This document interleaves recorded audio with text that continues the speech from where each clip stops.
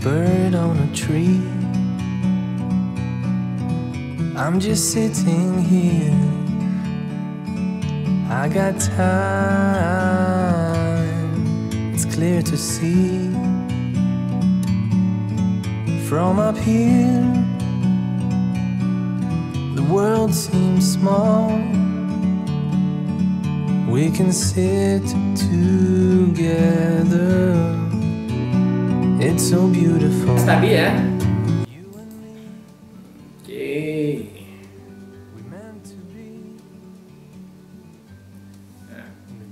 Mind, body, tool set ya, mindset, body set, tool set itu penting buat trainer ya. Mindset dalam arti kita ngajar nih ya memang harus punya niat mulia, punya semangat, punya pikiran yang bagus, rezeki yang kita dapat itu halal, ilmu yang kita berikan bermanfaat bisa mengalir pahalanya terus gitu.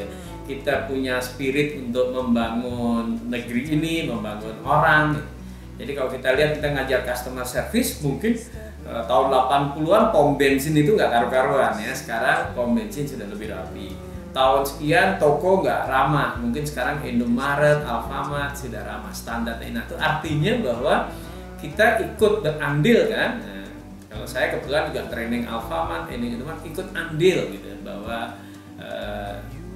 Indonesia lebih baik pelayanannya. Saya ngajar di DKI bagaimana pelayanannya, ya juga motong proses-proses supaya lebih cepat. Nah, jadi trainer ini punya kontribusi yang baik. Ya. Jadi teman-teman mindset, body setnya dan tool set. Nah ini kita ngomong tool set artinya perangkat kita ngajar juga makin bagus. 3 hal ini kita perhatikan supaya training kita makin bagus. Nah ini kata Pak Lawrence tadi, segitiga ini kita trik sebenarnya yang ada 4 level. Tapi kira-kira gini, orang belajar itu dibagi 2, proses belajarnya enak, bagus, gitu kan, implementasinya sampai di impact result atau kalau sebagai orang yang investasi di biaya training, return on investmentnya oke gitu ya. Jadi training kita di level proses belajar ya kira-kira seru, proses belajarnya menyenangkan, interaksinya menarik, nggak bosenin, nggak bikin ngantuk, ya, ada proses belajarnya itu kita buat keren, tapi tidak boleh lupa juga bahwa supaya membawa impact ya, membawa hasil. Kalau kita training sales ya salesnya naik, entah 10%, 30%. Misalnya suatu saat kita usulkan ketika training di Indomaret, tolong tanya kasir, pengen beli pulsa sekalian nggak? Nah gitu saja. Ternyata dengan satu pertanyaan itu meningkatkan sales. Kemudian kita modifikasi ketika saya ngajar Edge Hardware, ya ditanya, Pak ada yang ketinggalan, boleh kita bantu ambil? Ternyata juga membantu. Nah itu ada resultnya.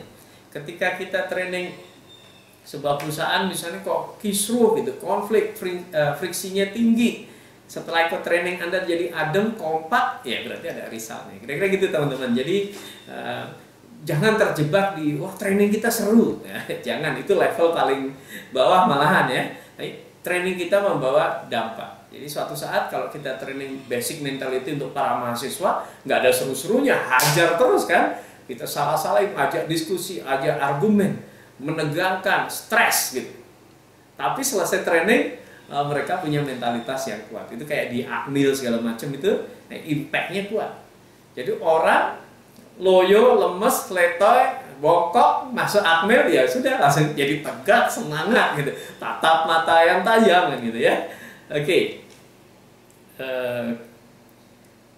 Nah, harusnya kita berpikir makin tinggi juga. Ini belum taksonomi, kira-kira jangan cuma ngapal, jangan cuma mengerti. Kalau bisa tuh bisa sampai ke atas ya. Paling tinggi itu creating. Jadi makanya saya senang dengan judul training saya itu creating hahaha, creating ini, creating ini kan. Karena emang proses belajar itu kalau sampai orang itu memunculkan sesuatu, create sesuatu itu paling tinggi. Create, habis belajar create. Oh, habis belajar, oh saya create modulnya bagus. Habis belajar, oh saya create teknik mengajar. Saya create slide yang bagus. Create. Oke ya. Ini pengantarnya. Nah, di dunia training ataupun apa saja itu kalau saya istilah saya aja ya, barbecue gitu ya. Orang tuh senang dengan barbecue, baru beda quality. Mohon maaf nih Pak Ustadz yang lagi puasa ya. Ada barbecue ya Pak ya, langsung pengen buka ini. Oke, baru, orang senang dengan yang baru, beda, dan kualitas. Jadi jangan heran, kenapa orang menikah lagi istri keduanya lebih jelek, tapi kok nikah lagi? Itu karena baru, beda, belum tentu lebih bagus. Karena orang suka baru dan beda ya. Oke, nah ini segitiga yang tadi. Jadi teman-teman, kalau kita perhatikan kan di sini macam-macam ya. Di sini macam-macam tuh. PD, atraktif, training model, slide itu di delivery. Ya, udahlah ini kita lupakan. Yang hari ini kita bahas cuman konten. Ya, konten yang bisa bikin kuat. Nanti suatu saat mungkin kita bisa bikin kelas lagi yang free untuk marketing yourself-nya gitu ya. Kalau ada waktu ya teman-teman ya. Oke. Ini yang terlambat agak kasihan nih. Saya cek dulu ya. Oke, saya stop sharing ya. Kayaknya oke. Jadi teman-teman, kita yang akan kita bahas sampai jam 12 nanti mengenai konten ya teman-teman ya. Mengenai konten. Jadi kita balik lagi ke slide-nya.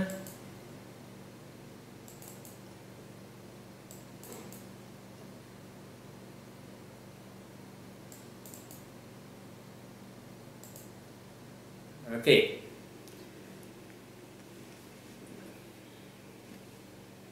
Oke, klik.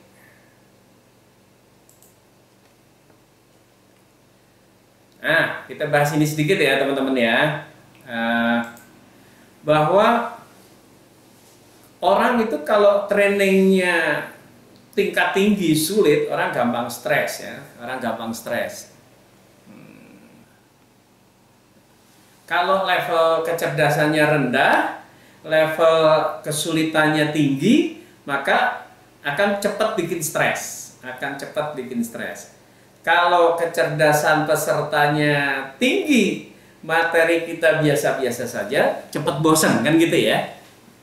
Nah, ini yang namanya learning zone, itu area yang paling nyaman buat orang belajar, ya, learning zone. Nah, humor yang biasa kita pelajari untuk humor itu juga memperluas learning zone-nya. Jadi luas, jadi lebih luas.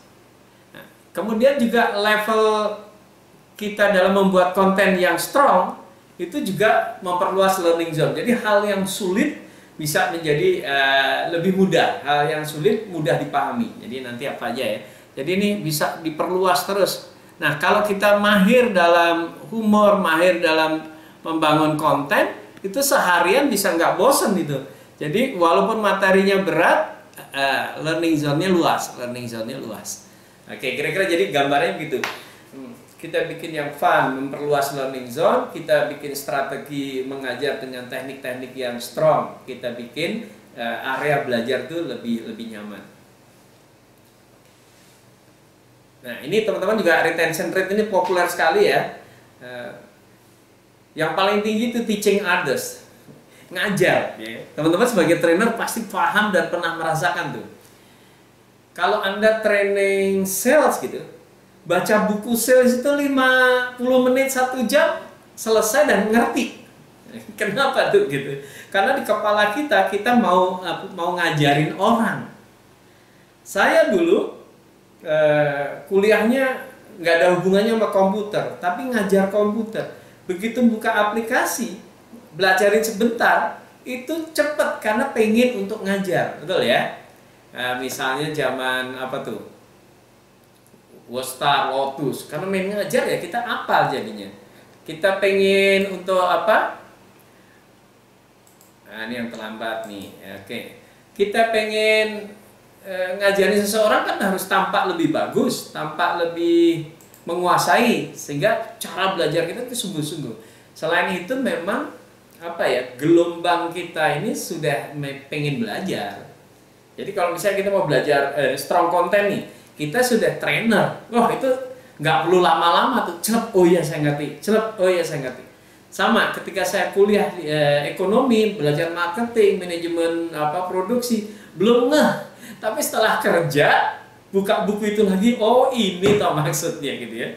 Waktu dulu cuma pikirannya nyari nilai kan, 4P, Kotler, price, place, product, promotion. Cuman ngapal-ngapalin, belum paham banget.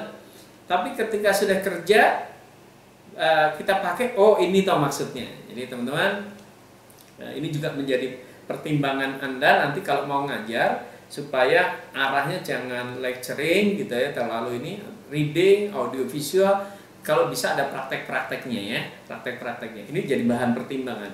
Kalau makin banyak di level yang atas ini, aktivitasnya, kalau bisa yang atas, yang banyak yang atas. Yang sini, yang sini, yang sini gitu ya.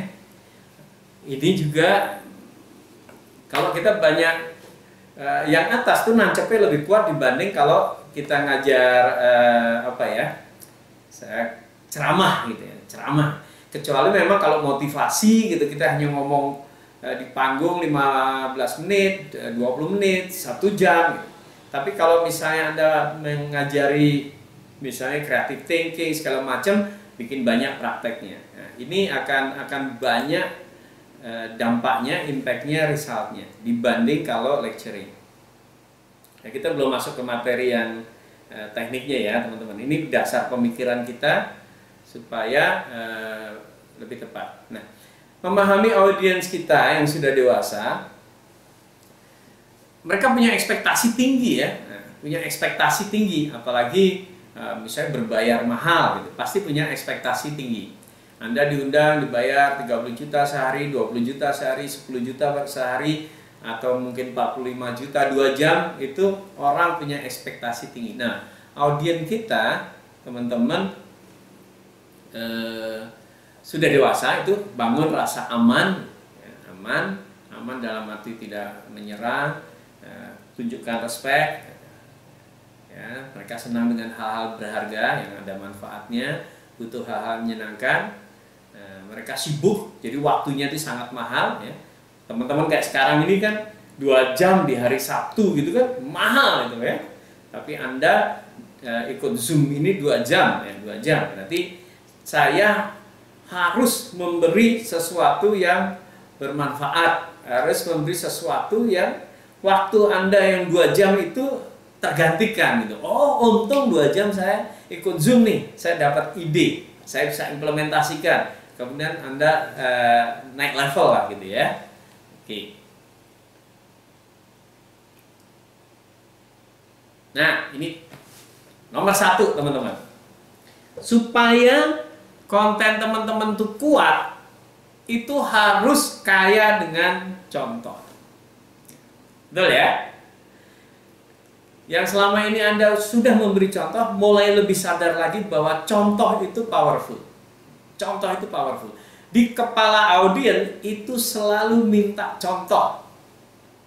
Misalnya saya ngomong gini, teman-teman, malas itu adalah sumber kemajuan kehidupan. Apa yang ada di kepala Anda? Nah, apa yang ada di? Jadi sumber kemajuan. Kira-kira kan kepala audiens akan bilang gini, contohnya apa, gitu nggak ya? Oke, contohnya apa? Atau gini, misalnya gini, rumus mencari sisi miring dari segitiga adalah segitiga itu terdiri tinggi dan mendatar. Yang tinggi kuadrat A tambah B kuadrat sama dengan C kuadrat, kan gitu. Tetap aja kepala audiens akan mikir lagi contohnya, betul nggak Pak? Betul. Nah. Konkretnya. Sedekah membuat orang kaya, pasti audiens itu contohnya. Jadi kalau Anda udah siapkan contoh-contoh dari contoh dari materi Anda, wah itu powerful banget. membuat konten kita strong itu dengan contoh. Jadi selalu teman-teman siapkan contoh di setiap detail materi Anda. Jadi contoh itu karena memang membuat orang jadi jelas ya, dengan memberikan contoh jadi jelas. Memberikan contoh itu cepat membuat pemahaman apapun ya. Apapun kalau materinya sales, Anda contohkan Anda pernah menjual dengan teknik ini. Teknik kontras bisa membuat sales Anda meningkat. Pasti audiens juga di kepalanya contohnya apa Pak? Ya, contohnya Anda punya 2 tas, satu harganya 6 juta, satu harganya 3 juta, padahal merek sama, bahan sama, model sama. Nah, orang akan memilih 3 juta gara-gara membandingkan dengan sebelahnya yang kontras, hanya beda tipis warnanya. Nah, itu teknik kontras. Itu kekuatan contoh ya. Oke, nah, nanti kita diskusikan. Mudah-mudahan nih bisa cepat, punya sisa waktu untuk diskusi. Yang kedua, yang membuat konten kita ini kuat adalah survei ya. Survei dan observasi. Jadi teman-teman, ketika survei itu survei yang Anda lakukan, survei itu adalah benar-benar hasil survei Anda, itu kuat banget karena orang lain nggak punya ya. Misalnya hasil survei dari 100 orang yang saya survei, 100 orang miskin, 100% bapaknya miskin. Jadi 100% orang miskin, 100% bapaknya miskin. Nah, survei kan 100 orang miskin, ortunya 100% miskin. Nah, oke. Ini survei nih orang, iya. Kita pernah tanya ke tukang becak, bapaknya apa? Tukang becak juga. Tukang gorengan, bapak dulu ayahnya apa? Ayah saya buruh tani. Nah, oke. Tukang bakso keliling, bapak dulu ayahnya kerja di mana? Nggak ada satupun yang jawab, oh ayah saya direktur bank. Nggak ada. Itu artinya hati-hati dengan pola didik. Ini bukan masalah genetika gitu kan. Ya, ini untuk membuktikan, ini survei. Atau sebaliknya, dari 100 orang kaya yang naik mobil mewah kita tanya, ternyata 56% itu bapaknya miskin. Nah, itu yang orang yang mau berubah. Artinya ini untuk materi bahwa hati-hati loh dengan pikiran-pikiran kita. Nah, observasi boleh yang kita lakukan sendiri atau dengan data lembaga ya, McKinsey, hasil Nielsen gitu, Anda bisa tampilkan ya, atau mungkin Mark Plus punya observasi apa Anda tampilkan. Misalnya observasi sekarang ini bahwa peminat ya, McKinsey keluarin tuh, orang yang pakai Zoom itu booming sekali, orang yang mau belajar secara online tuh booming sekali. Jadi itu akan menguatkan konten kita. Kalau Anda misalnya, teman-teman punya materi apa, ngajar apa misalnya? Pak Lawrence ngajar apa Pak Lawrence? Internal sih, kebanyakan untuk my company, corporate culture, terus ya hal-hal yang sifatnya lebih ke internal sih. Nah, kalau Bapak pengen mau merubah sesuatu di internal gitu kan? Nah, kalau udah disurvei, kuat itu pasti. Misalnya mau ngajar disiplin ya. Menurut hasil survei di absensi bahwa 50% karyawan terindikasi tidak disiplin. Nah, gitu kan? Gitu kan? Nah, sudah disurvei. Menurut survei misalnya apa? Miskomunikasi ya.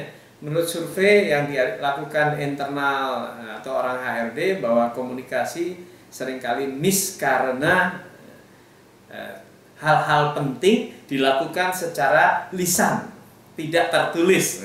Misalnya gitu ya. Jadi orang merasa tidak bertanggung jawab kan kalau ngomong nggak tertulis.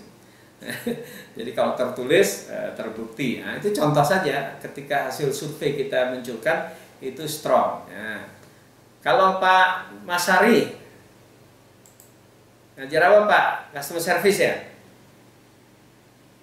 Mana Pak Masari ini? Iya. Nah, customer service. Ada surveinya nggak Pak? Betul lah, betul. Misalnya Bapak gini ya, Bapak rumah sakitnya setiap hari Rabu semua suster tidak boleh senyum. Ya. Atau kalau Anda ngajar di Giant gitu ya, setiap hari Rabu seluruh SPG dan kasir tidak boleh senyum. Setelah itu munculkan angka salesnya kan. Oh ternyata tanpa senyum salesnya turun 40%.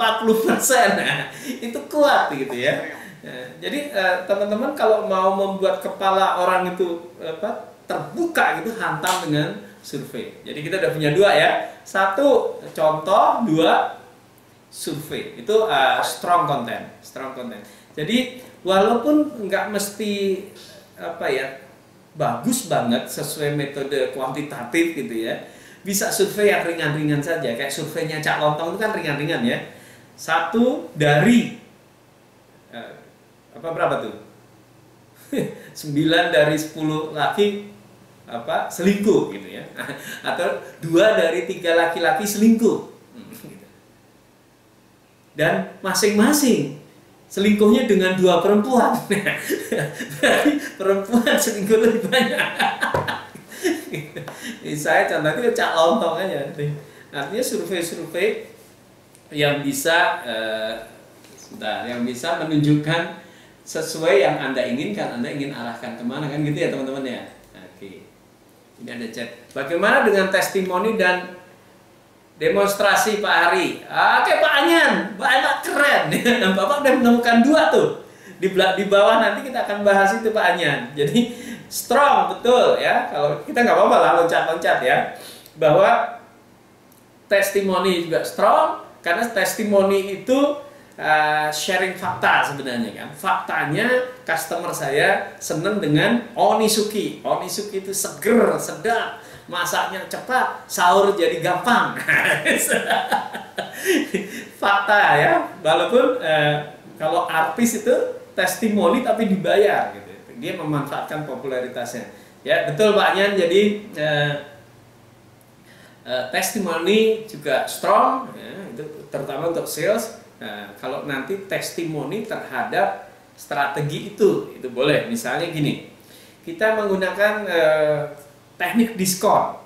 Kemudian misalnya kita punya training 1 hari membahas teknik diskon, psikologi diskon. Nah, kita sudah terapkan nih di PTA, direkturnya testimoni. Setelah kami implementasikan training tip-tip dari Pak Masyari, ternyata sales kita naik 2000%. Gitu, misalnya gitu. Itu testimoni. Oke ya Pak Jan ya. Nanti kita nyampe di demonstrasi. Nah, kita bahas di demonstrasi nanti. Oke. Nah, kemudian saya share lagi balik ke sini. Oke. Kita masuk.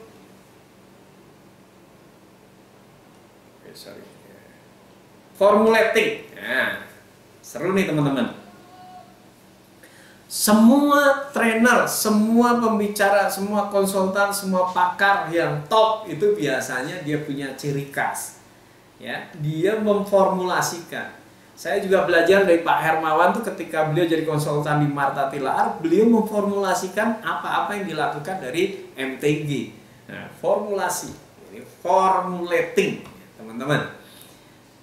Contohnya, ya misalnya kalau stepping itu bisa kayak Ron Kaufman. Teman-teman yang belajar belajar customer service pasti kenal Ron Kaufman ya.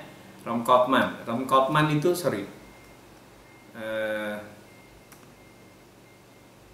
Ron Kaufman itu the best of the bestnya customer service trainer lah ya. Beliau dia bikin stepping ya. Ini kan steppingnya kalau dia bikin misalnya ini pelayan nomor pertama itu basic ya. Kemudian bikin apa dia?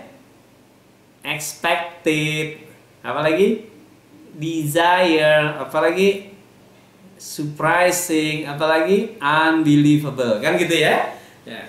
Kaufman itu suka bikin step-step itu, atau misalnya kalau akronim atau dia bisa bikin P, product excellent, service mindset, delivery. Ini juga. Jadi kalau misalnya siapa? Pak Hermawan, segitiga PDB ya kan? Positioning, diferensiasi. Oke. Ada 4P, teman-teman pasti kenal 4P-nya Kotler. 3M. Agim ya, mulai dari diri sendiri, mulai dari hal kecil, mulai dari apa? Sekarang. Nah, lihat tuh kan. Nah, itu kuat nih. Jadi kita mesti bikin. Saya bikin misalnya kata lumu 3K.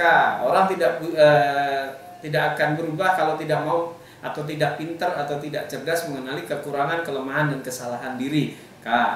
Ini formulating. Narasi quote ya itu juga menguatkan juga ya. Kayak kalau kita bicara misalnya Lincoln gitu, if you want to the best way to predict your future is to create it. Nah, itu kan jargon-jargon yang kuat ya. Brian Tracy, change your mind will change your life. Nah, itu kan Ma Erot, change your size will change your life. Nah, gitu. Jadi formulating itu strong. Paling tidak trainer itu harus punya satu lah gitu ya. Jargon juga kan, saya bikin tuh sengaja. What time is it? Time to change gitu. Ya, supaya orang nancep di kepala. What time is it? Time to change. Ma Erat juga punya kan, change your your size, will change your life. Nah, Mas Budi punya apa nih jargonnya? Gitu. Harus punya tuh. Balon. Jadi formulating, memformulasikan. Jadi teman-teman, apa yang biasanya diformulasikan yang populer gitu ya, setir yang populer itu ini saya hapus dulu. Anda perhatikan, yang populer apa? Biasanya bentuknya segitiga nih populer nih. Anda bikinlah yang segitiga, ya kayak tadi tuh Kirkpatrick, Maslow. Bikin segitiga nih. Punya nggak ada segitiganya? Oke ya. Kemudian model begini, kuadran. Model kuadran, Robert Kiyosaki, gitu ya. Model kuadran. Kemudian ada model begini. Misalnya malas, rajin. Ini belajar. Malas, rajin. Ini bekerja. Nah. Ini apa, ini apa, ini apa, ini apa. Model-model gitu ya. Model begitu. Oke. Atau model kurva. Teman-teman harus belajar gambar kurva nih. Misalnya Anda ditanya, kenapa karyawan kita mesti training Pak? Gitu. Nanti udah training, keluar lagi segala macam. Nah itu bisa gambarin kurva. Karyawan Bapak kalau nggak di training, kontribusinya itu akan sama terus. 25 tahun. Jadi staff purchasing, kontribusinya sama. Nah, kalau Bapak nggak training, Bapak bayangkan gaji karyawan Bapak tuh naik terus tiap tahun. Rugi kan? Jadi gambar-gambar semacam gitu ya teman-teman ya. Nah, itu namanya bisa desain. Jadi ya model atau model proses ya, model proses lingkaran, atau bikin begini. Kesini. Nah, ini strong nih teman-teman. Kenapa strong? Ya, memang ini tools untuk memudahkan orang paham, lebih ingat step-stepnya, ke checklist gitu ya, checklist. Nah, Anda bisa bikin dari yang sudah ada Anda tambahin boleh, yang sudah ada Anda koreksi boleh, atau merenung bener-bener saya nih mau bertapa nih 1 hari mau membuat sebuah gambar yang benar-benar saya banget, benar-benar materi saya banget, benar-benar ide saya sendiri gitu ya. Bahkan saya kalau presentasi untuk training di klien, saya punya konsep tuh, konsep motivasinya seperti apa. Ya, ada jalur mindset, ada jalur gerak, ada jalur formula sempurna. Sehingga orang, oh gitu, jadi orang termotivasi tuh jalurnya banyak. Dan ketika ngajar, orang ngelihatnya, oh ini sebenarnya bukan awur-awuran nih, Pak Hari ngajar walaupun banyak tawanya ada konsepnya nih, gitu. Jadi yang ngundang tuh ya lebih pede gitu ya, tidak membahayakan. Oke, nah formulating. Aduh, Ibu Ati, ya. Ibu Ati terlambat, selamat datang. Berikutnya teman-teman, storytelling. Storytelling itu powerful ya. Jadi ketika Anda terjebak dalam situasi yang harus berceramah, gitu, nggak, misalnya contoh ustadz gitu, kalau Pak Budi ya ngajar atau di sholat Jumat, nggak bisa gambar-gambar kan, nggak bisa bikin konsep. Jadi Mas Budi harus kuat di storytellingnya. Misalnya kalau, wah ini masa pandemi banyak yang ngeluh gitu kan. Jadi ceramahnya kan harus storytelling. Jamaah sholat Jumat, rahimakumullah gitu kan. Pada zaman dahulu ada seorang syekh yang memuji Allah. Dia pengen yakin benar, dan dia sudah yakin bahwa setiap rezeki itu pasti akan sampai. Maka syekh ini masuk ke dalam gua, tidak mau ngapa-ngapain, bener nggak rezekinya akan nyampe? Bener, ketika syekh ini, kakek ini dalam gua, hujan deras. Maka datanglah pedagang itu untuk berteduh juga di gua. Assalamualaikum, kata pedagang itu. Si syekh ini mau menjawab, tapi belum, kalau aku jawab berarti kan aku usaha. Aku ingin meyakinkan bahwa kalau aku tanpa usaha, kalau rezekiku udah nyampe, pasti akan nyampe. Assalamualaikum, pengen jawab ditahan, aku nggak mau jawab. Soalnya kalau aku jawab berarti aku berusaha. Sampai 3 kali nggak dijawab, orang itu masuk kaget. Ya Allah, ternyata ada kakek-kakek pingsan udah lemes nih, ayo kita masakkan.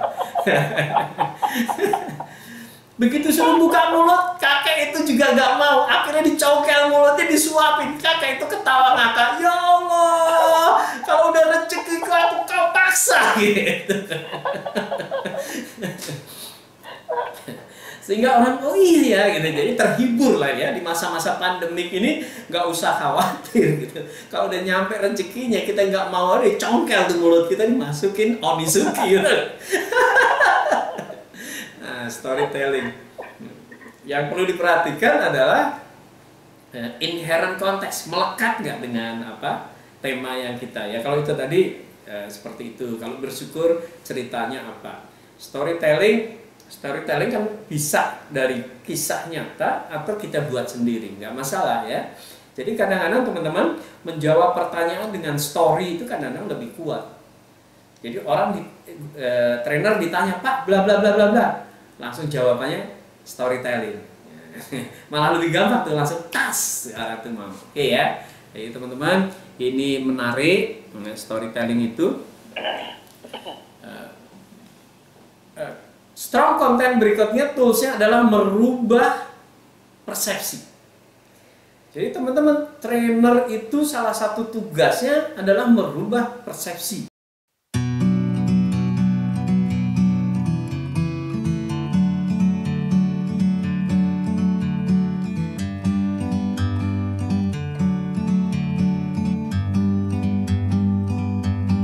Bird on a tree, I'm just sitting here. I got time.